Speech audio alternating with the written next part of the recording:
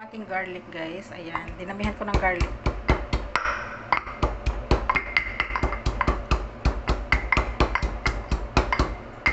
Dami ata.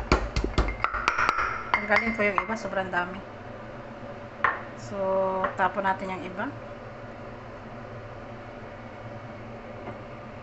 Sobrang dami, ayaw ni sir marami. Ayun yung garlic.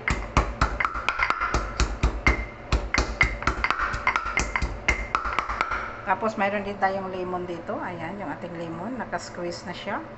Tapos, lagyan din natin ng olive oil bago natin ihalo sa ating gabi. Yum!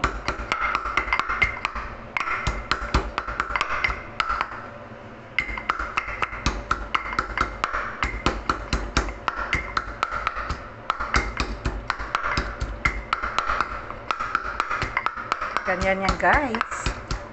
Luto tayo ng yum.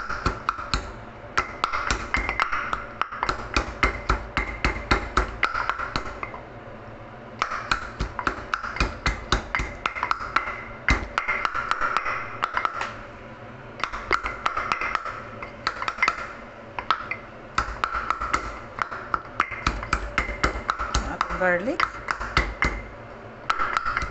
Yan. Okay na. So, lagyan na natin ng lemon. Yan. Lemon. There you go. Tapos, lagyan natin ng olive oil.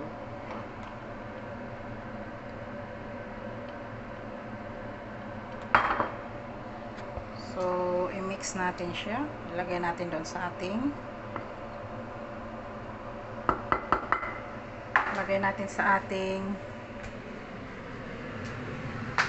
potato. Ilagay natin sa ating gabi.